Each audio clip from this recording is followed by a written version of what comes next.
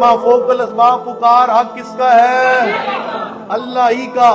اور سننے کا سبب کیا ہے؟ روح. بولیے کیا ہے؟ روح نکل گئی، روح اللہ نے قبض کر لی. ثم انکم یوم القیامت تبعثون. اس لیے موت آ جانے کے بعد کسی بھی کی بھی ما فوق الاسباب پکار، یہ کیا بن جائے گی؟ اس کی عبادت. اور غیر اللہ کی عبادت کیا ہے؟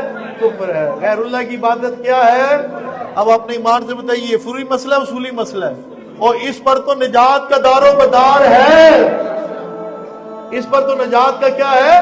دار و مدار. یہ توحید کی بنیاد ہے. یہ توحید کی کیا ہے؟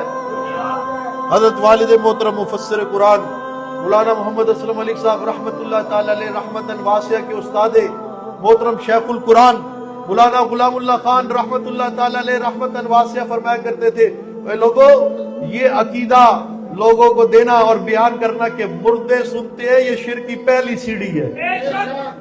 یہ شرک کی پہلی سیڑھی ہے. یہاں سے شرک کی کیا ہوتی ہے؟ ابتدا ہوتی ہے. اس لیے اگر شرک سے لوگوں کو بچانا ہے، اللہ کے علاوہ اوروں کی عبادت سے لوگوں کو بچانا ہے، ایک سچی اللہ کی عبادت پر لگانا ہے، تو پھر عقیدہ اور نظریہ یہ بیان کرنا پڑے گا قرآن و سنت کی روشنی میں کہ پکاروں کا سننے والا اکیلا کون ہے.